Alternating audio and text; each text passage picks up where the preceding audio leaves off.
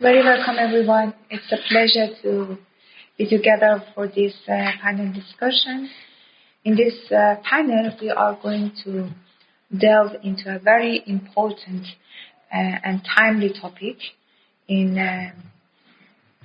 complexity of Iranian society, which is actually offer a critical insight about torture convention, and 3 decades of political ignominy. Our guest lecturer today is Mazdak, which has a medical background, and he's a researcher in social history.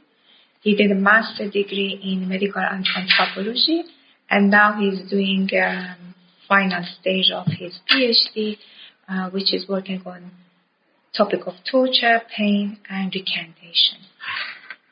Yeah. Well, welcome to start. Thank you, Dr. Raha.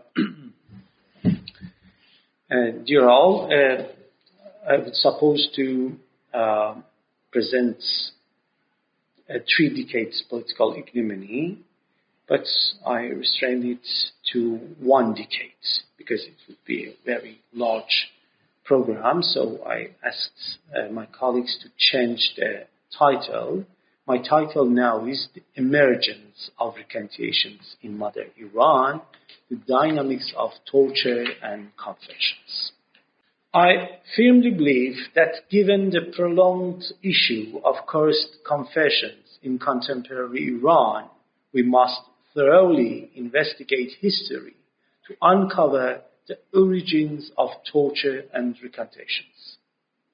To understand the depths of this issue in our history, we can examine and analyze by the International Federation of Human Rights on 151 TV shows aired on RIB channels over the past 10 years, 1385 until 1395. The investigation revealed that 355 individuals were featured on these programs, typically speaking against their own ideas or opposing their previous viewpoints and opinions. These confessions included libels and offenses to 500 individuals, including the subjects themselves. In addition, the survey, which has been conducted according to the interviews with some of the subjects and other evidences, has shown that the contents of these programs were typically provided by coercion, use of physical or mental torture, inhumane treatments or punishments by stealing or manipulating data relating to the private lives of subjects. Moreover, the investigation admits that it may represent only a small fraction of forced confessions in the 45-year period of Islamic Republic. Consequently, this should lead to substantive debates in both political and intellectual spheres. However, books and other kinds of investigations addressing this issue are exceedingly rare, and I have only managed to find a few. In the past 2 centuries of Iranian history and before modern era, the most notable instances of public confessions are associated with the public recantations of Babis in town squares. Following the initiation of this reformist movement, the state's severe repression extended beyond mere execution and persecutions. The authorities compelled the Babis to publicly recount their former beliefs in prominent urban squares in the presence of clergies and government officials. To escape medieval-style tortures, they were required to profess adherence to tolerate schism and to proclaim their anticipation of the return of hidden imam. Although the constitutional revolution led the adoption of a progressive constitution for its time, it did not address this issue of torture and mistreatment of the accused. The only reference was in Article 9 of the Constitution, which mentioned the inviolability of individuals' lives, property, and dignity from encroachment against the law. However, with the emergence of Reza Shah's modern state in Iran, laws concerning the torture and mistreatment of accused were enacted. I have written some articles, Article 131, the Penal Code, and 194, the Penal Code, stated about the torture and the consequences of the torture. But let's pass it and go to another paragraph. Based on available evidence, public judicial torture was abolished at least in urban areas under Reza Shah's state. However, hidden torture continued during the prosecution process, especially within the political police branch. Ill treatment and torment of prisoners and detainees were common, with the political police specifically employing methods such as beating, the Qapani cuff technique. Do you know Dastan Qapani techniques? Yeah, are you familiar with that? This part, they acted like this and then have a cuff. So they should tolerate it for maybe hours. And whipping to extract information. Notably, there is no evidence to suggest that the political police used torture to obtain recantations for media purposes. Indicate that the primary goal of such torture was information extraction rather than public manipulation.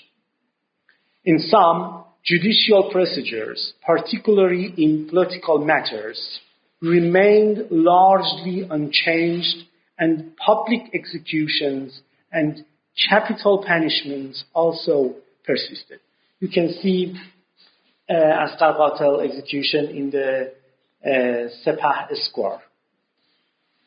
After Reza Shah's abdication, 1941, Iran transitioned to a short, fragile democracy, as our Turkish colleagues said, nazik democracy, allowing various parties with differing approaches to flourish. One such party was the Party of Iran. Following World War II and the withdrawal of Allied troops from Iran, Mohammad Reza Shah and his Anglo-American allies did their utmost to limit, control, and ultimately suppress the party. During that period, the intelligence community was limited to the political police and the G2 branch of the army, Rukn-e-Do Artesh, whose capacity to combat the party and communist ideologies was insufficient, totally. Consequently, MI6 and the newly formed American intelligence service, the CIA, sought to open another front against communism. They embarked on the Tipi Bedamen project to spread anti-communist propaganda. Some of their efforts were overtly anti-communist, while others, more elaborate and deceitful, constituted grey propaganda. For instance, they wrote anti-religious letters and sent them to clerics and conservative high society members, falsely attributing them to the party. They also published a fake memoir under the name of a renowned communist leader, Lahuti, The name of that book is Khatarat Lahuti. Additionally, another book was published accusing clergies of sorcery and witchcraft, نگهبانان سحر و افسون. Following the assassination of the Shah in February 1949, the Anglo-American supported Sabet government illegitimately outlawed the Tudeh party and imposed sanctions against its members. The government issued its first recantations decree. It's the first time that we see something attributed to recantations, requiring all Tudeh party members to publicly renounce their affiliation and pledge allegiance to the Shah and national symbols, sha'air milli. I translated to national symbols. Maybe there is another. Sha'air milli. Through announcements in newspapers as a condition to regain employment. However, in comparison to the events following the coup of 1953, the 1949 recantation decree was relatively mild. Post-coup, the government employed three primary approaches to extract recantations. Firstly, with the assistance of conservative clergy, the military government, Farmandari Nizami, assembled fellow travelers and rank-and-file members of Tudeh party in mosques and bazaars. During these gatherings, ordinary Tudeh members would ascend the stage, beginning their brief speeches with verses from Quran or Hadith. They would then proceed to criticize the Tudeh party and its allegiances to the USSR, declaring themselves humble servants of the Shah and the motherland. Following this, they would renounce their previous political affiliation, seeking forgiveness and mercy from the Shah and the clergies. At the conclusion of this initiation ritual, I mention it, those in attendance would hail the Shah and condemn the Tudeh party for its atheistic and treacherous actions. مرگ بر حزب خائن منفوره منحله توده، زنده باد شاه خدا میهن. On some occasions, officers of the military government or clergy members would deliver a speech highlighting the malevolence of Tudeh party. They portrayed the coup as a liberation movement that had helped common people, previously poisoned by communist propaganda, reclaims their dignity and freedom. Secondly, the military government instructed ordinary Tudeh members who had been arrested for short periods and sought freedom to write recantation letters.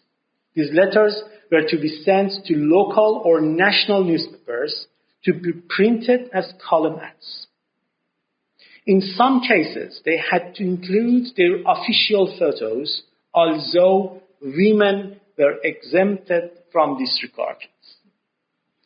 This practice began in late August 1953 and continued until the end of 1957. Abrahamian estimated that out of 4,121 ordinary Tudeh members who were arrested, 2,844 individuals wrote such letters.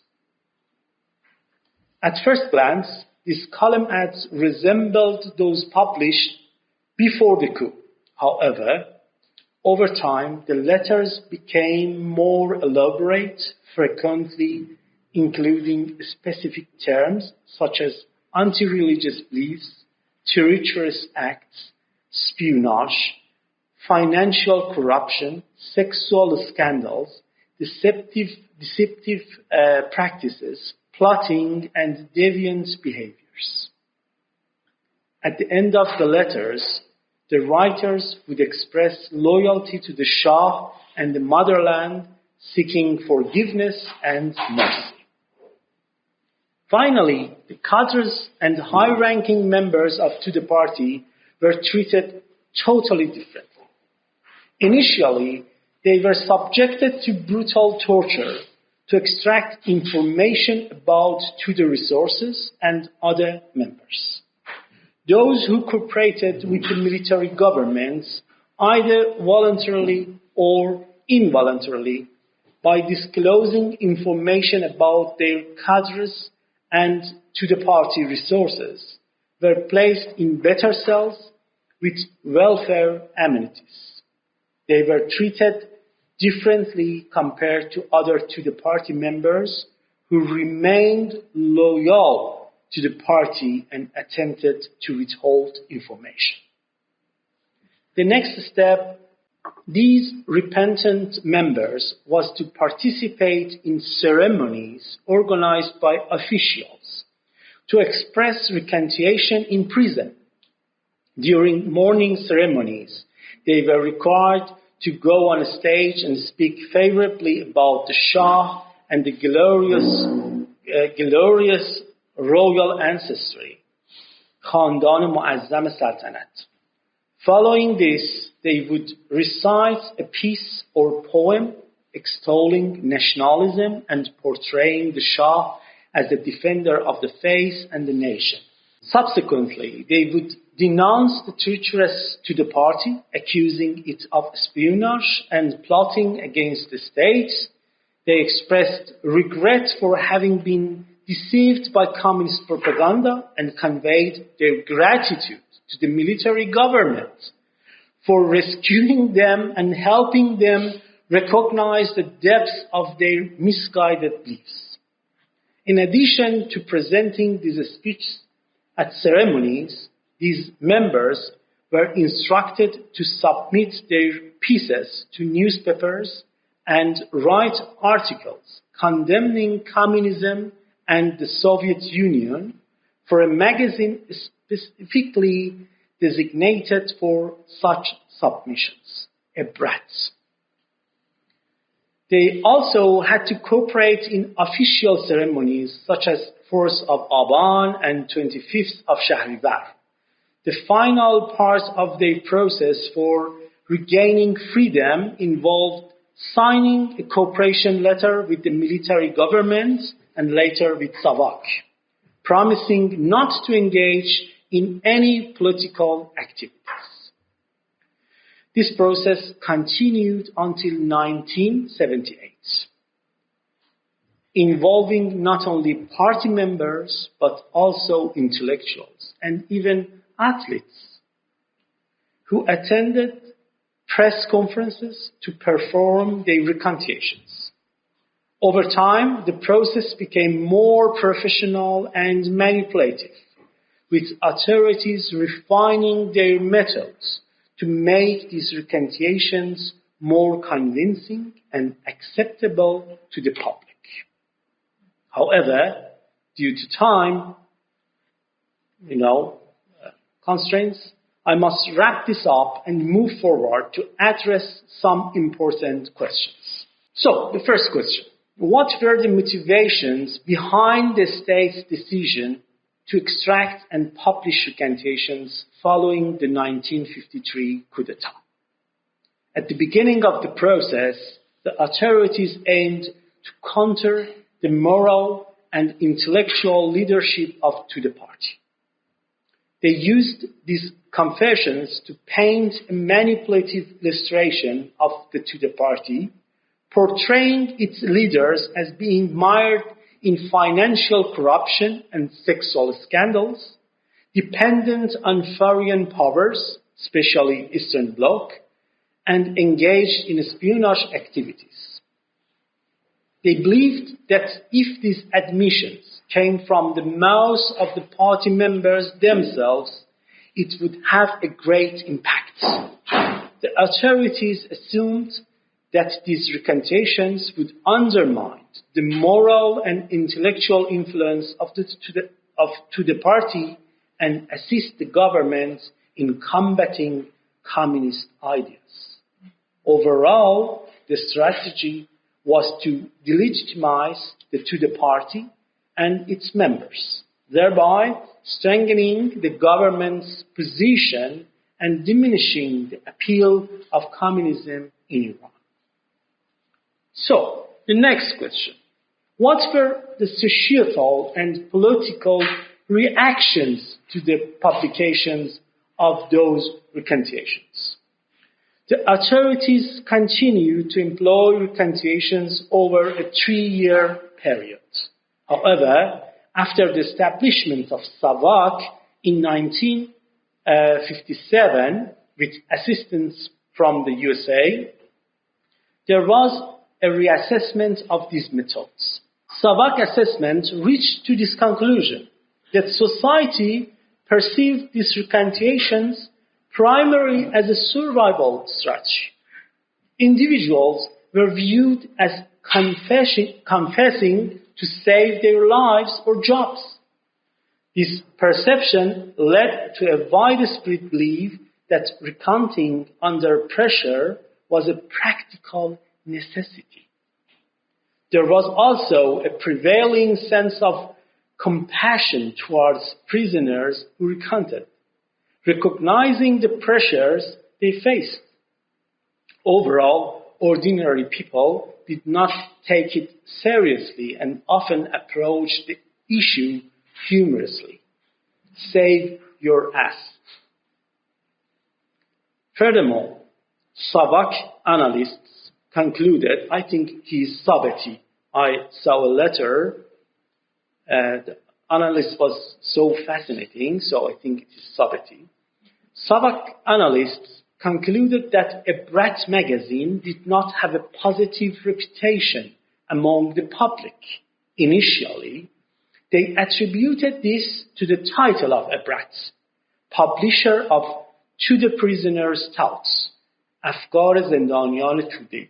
However, even after changing the subtitle and altering the content of the magazine from mere recantations to translating anti-communist literature, there was no improvement in public acceptance.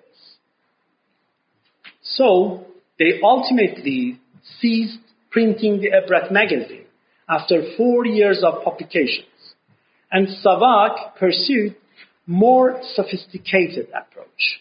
For instance, with assistance from the CIA, the Franklin Press had begun operating in Tehran under the oversight of a former to the party member, San'atizadeh, Humayun San'atizadeh. Franklin Press focused on translating anti-communist novels and promoting anti-communist thinkers, even respectful intellectuals such as Albert Camus, Arthur Koestler, George Orwell, and Isa Berlin. In this initiative, Savak allowed Franklin Press to hire former prisoners, offering them reasonable wages. Many of these individuals were unaware that they were working for a press supported by CIA. What factors led to the use of recantation in the judicial process for political and conscience prisoners? So, they did not reach to their points, but what happened that they continued it? If the recantations did not have the expected impacts on people and even had adverse reactions, why did the authorities continue to use them? Based on the documents that remained from Savak, it appears certain that recantation had a severe effect on members loyal to their party, and they harbored hatred towards those who recanted. In prison, loyal members used methods like boycott and exclusion against those who surrendered to the authorities and acted as humble repentants. after being released from jail, other political activists did not approach those who repented and disdained and humiliated them because of their perceived weakness and disloyalty. They rarely regained the trust of other political activists and rejoined the political scene. Not forever and not for all, but they became a lost cause. مهره سوخته. Therefore, Savak found the method very effective in neutralizing political agents and sparking internal conflict within political organization. Thank you very much.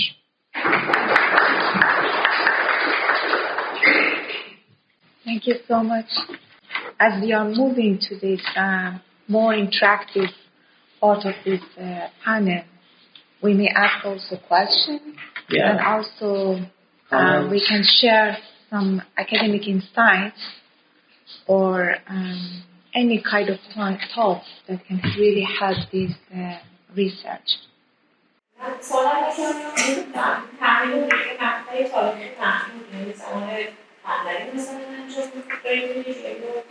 برای بعدش اینجوری مسلمانه این روش‌هایی مثلا تکنیکایی که سازمان امنیتی پاکبندی بودن اما که همون آمد مستقیم هرچی که ثابت بود اومد رفت توی سازمان اطلاعات فعلی و یعنی تقریبا اینطور که میگن غیر رسمی 60% این بودجه هست که اومد اینجا بسید همون تکنیکایی که این یاد گرفته بود همه جمعه سال سیمالیایی و اینا و تازه الان مثلا کاگبه و اینا اومده بود که اضافه شده برای بیشتر هم شده و خب این میتودایی که کار گفته شد الان هم می‌بینیم که استفاده میشه اصلا خیلی جاها میگن اطلاع نظام با اساس اطلاع واسه این در واقع شاید می‌بینیم که یه موقعی نمی‌دونستن که دارن برای اونجا می‌نویسن ولی الان یه بخش از این اطلاعی به نظر خیلی خوبه این مسئله به شکلی که ادامه پیدا بیاد برسه به زمان حاضر چون الان ما با این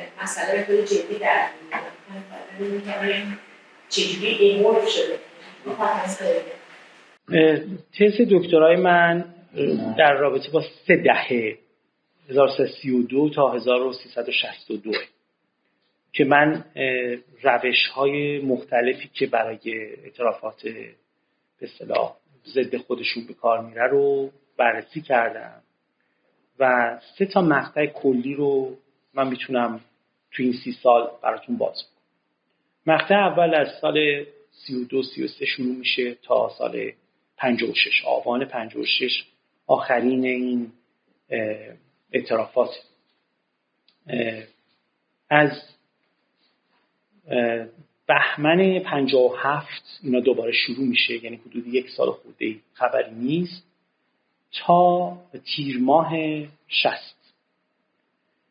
فرق این فاصله 20 و چند ماهه با قبلش به این صورته که شکنجه سیستماتیک انجام نمیشه، ولی ما هنوز اعترافات داریم، ولی بخش از این اعترافات به نظر من به خاطر ترس از اعدام یا ترس از کپیتال پانیشمنتیه که ممکنه باش روبرو بشن. ما از تیر ماه سال 60 خیلی روش هایی که استفاده میشه شبیه بعد از 32، اما فرقش با بعد از 32 چیه؟ اینی که اگر شما بعد از 32 اعتراف میکردید و به قول معروف عتبه رو میبوسیدید و سر به آستان میدادید جایزه میگرفتید، ولی بعد از سال 60 شما هر کاری میکردید یا زندانتون خیلی طولانی مدت بود یا اعدام میشدید. یعنی آدمایی بودن که دم بردنشون برای اعدام مجبور شدن که اعتراف بکنن. من این 2 تا لحظه های تاریخی رو میذارم اعترافات مدل مکارتی، اعترافات مدل استالینی. مدل مکارتی تو آمریکا هم همین بود. شما اگه دعوتتون میکردن به کنگره و شما دوستاتون رو لو میدادین، به اصطلاح حالا هر اتفاقی میافتاد، برمیگشتین سر کار کارگردانیتون، رفتین تاترتون رو میساختین، نمیدونم فیلمنامه‌تون رو مینوشتین، پول خوبی هم حتی بهتون میدادن. ولی در اعتراف‌های استالینی سبک اینطوریه که شما اعتراف میکنی بعدم اعدامت میکنن، یعنی هیچ رحم و مروتی توی این کار وجود نداره. من این فاصله رو در حقیقت توی این 30 سال دیدم و خب این بخشی از این بود. اصلا برآمدن ژانر اعترافات ناشی از شکنجه، چه اتفاقی افتاد که این دستگاه پرورونده شد، باز شد، روش‌های خیلی خیلی عجیب و غریبی استفاده شد. مثلا براهنی حدود 5 ماه دستگیر میشه در سال 52، شهریور دستگیر میشه، بهمن یه سری اعتراف توی تلویزیون میکنه، ولی اصلا شبیه اعتراف نیست. شما میبینید که براهنی ظاهر میشه انگار که اومده دعوت شده به یه برنامه تلویزیونی، حرفایی رو میزنه که خیلی خیلی شبیه حرفای مثلا داریوش شایگان، نصر، نمیدونم این احسان نراقی و ایناست، در صورتی که رضا برهنی میدونیم که قبلش بسیار مخالف این بود. میبینید چقدر پیچیده طراحی میشه، به خاطر اینکه کلاً تحقیق میکردن مداوم. من میخونم اسناد ساواک رو، میبینم اینا میرن تو مردم ببینن چی اثر میذاره، چه فرایندی باعث میشه، و اینا دنبال کردن براهنی رو و دیدن وقتی براهنی میره آمریکا کنفدراسیون سخنرانی براش میذارن، هو میکننش، میگن تو همکار ساواکی. و ثابتی نامه مینویسه و میگه چنین شایعه‌ای رو دامن بزنید که این همکار ساواک، اصلا یه دونه جلب بکنید که پول داده ساواک، یه حساب بانکی بزنید، نمیدونم از این کارا بکنید.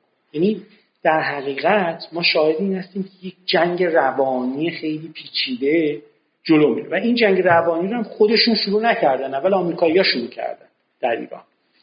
یعنی از سال 48 49 اینا شروع کردن که جنگ روانی خیلی پیچیده رو علیه حزب توده ایران و به اصطلاح اندیشه‌های کمونیستی پروروندن.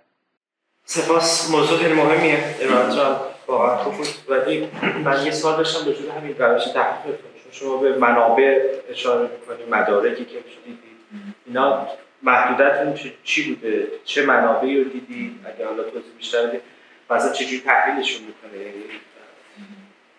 خیلی واقعا متدولوژیک.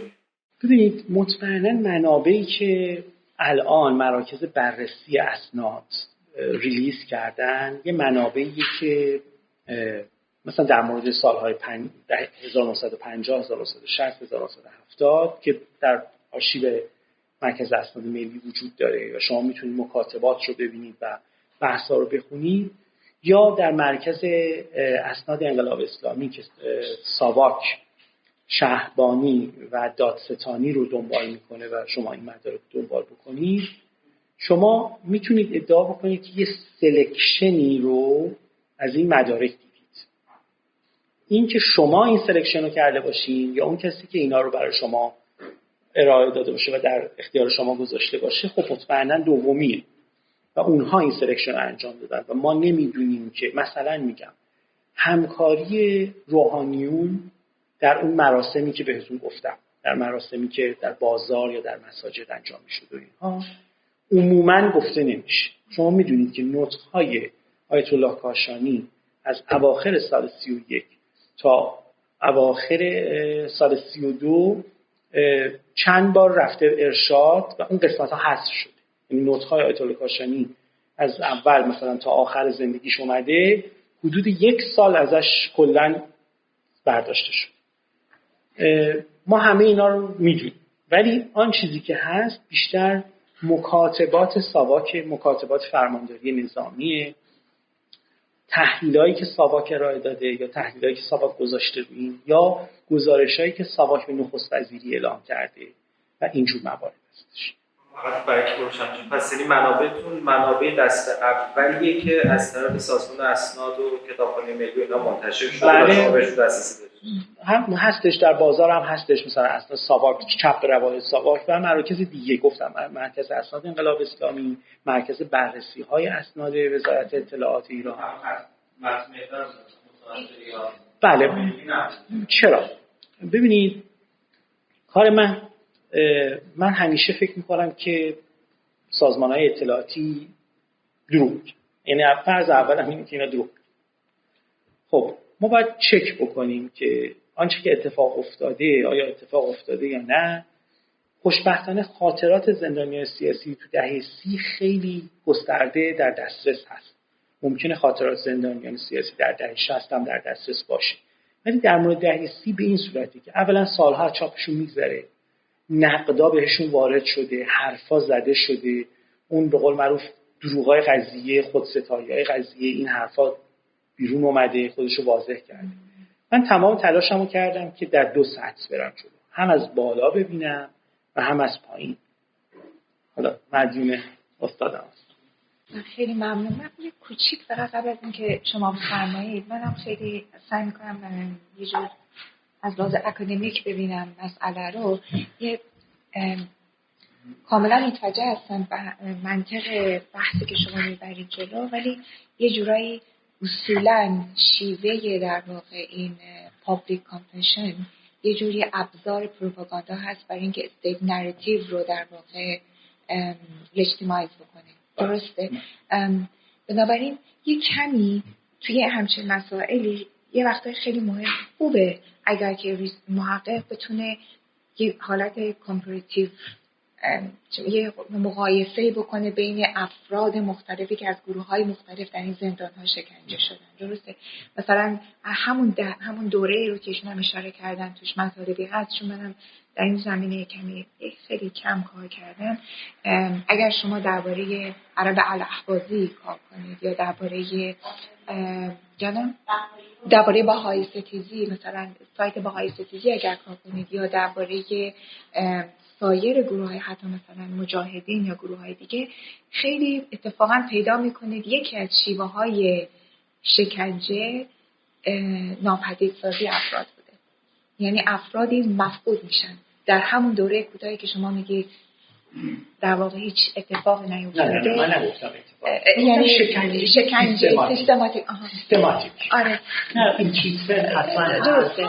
بعد رفتاری هست. تعریفش میتونه باز تعریف بشه. ببینید من یه نگاه تاریخی تر بکنم. برای من اعتراف خیلی مهمه. اینی که بیارن و پابلیکلی شما اعلام بکنید که گناهکاری، نه اینکه اقرار بکنید که گناهکاری فقط و این جرم رو می‌پذیرید، بلکه بگید من تقاضای عفو و بخشش می‌کنم. دو چیز کاملا متفاوته. میرزا رضا کرمانی میزنه ناصرالدین شاه رو می‌کشه. استنتاقش داره. استنتاق یه دور اولی که اومدیم چیز کردیم اینا رو اعتراف کرده، حالا یه ذره شکنجهش میدیم، تعذیب میگن. این کارو می‌کنیم دفعه دیگه بیشتر اطلاعات میدیم. ما اینو که باید من زدم تموم شد. اما ما کجا میرسیم به اعتراف؟ اعتراف رو ما زمان رضا شاه نداریم. 53 نفر اعتراف نمیارن توی جایی بکنن توی روزنامه، حالا خوبش تلویزیون نداشتیم. نمیان توی روزنامه بگن ما اعتراف میکنیم، ما از شاهنشاه طلب عفو میکنیم یا خب اشتباه کردیم. ابراز ندامت در حقیقت نمیکنن. ابراز ندامت به نظر من سنتش با اتحاد جماهیر شوروی و دادگاه‌های استالینی گذاشته شد. و من مدعی هستم و با مزدک هم سر این صحبت میکنم که این اتحاد جماهیر شوروی بود که دادگاه‌های استالینی لنین البته بعد لنین شروع شد و بعد استالینی سنت اعتراف رو گذاشت.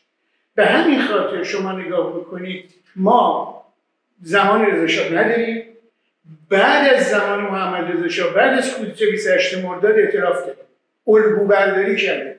مکارتیزم، من مدعی هستم مکارتیزم برگرفته از سنت استالینی. در حقیقت یک شکلی این حکومت توتالیتر ایجاد کرد برای متهمان که نه تنها باید به گناه خودشون اعتراف بکنن و از این دو، بلکه تقاضای عفو بکنن برای مشروعیت بخشیدن به نظام حاکم، حقانیت بخشیدن به این نظام حاکم و بگن ما مثلا نفهمیدیم، ما گناهکار بودیم، ما جاسوس. بخاری میگه من جاسوس بودم.